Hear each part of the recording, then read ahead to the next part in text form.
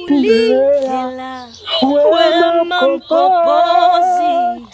Ni miaka 61 iliyopita alizaliwa Brenda Fassie aliyejulikana kama Madonna wa Afrika.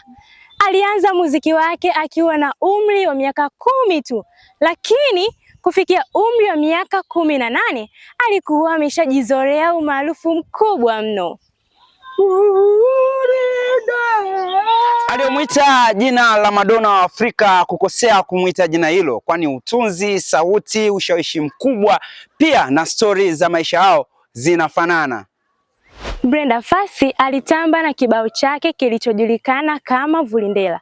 Kibao hicho kilitoka mwaka 1997, lakini kufikia mwaka 1998 wimbo huo ulipata nafasi ya kubeba tuzo ya wimbo bora wa Afrika Kusini.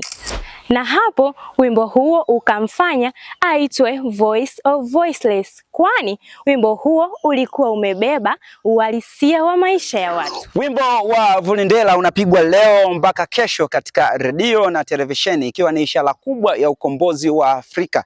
Vulindela inamaanisha pisha njia ama fungua njia.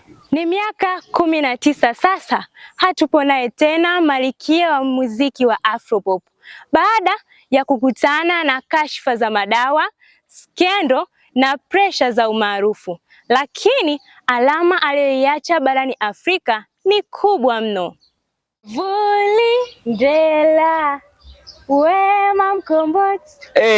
Basi inatosha. Sasa wewe unadhani kwa sasa msanii gani wa kike anaweza akalisi kiti hichi cha Madonna wa Afrika? Basi tuachie wao.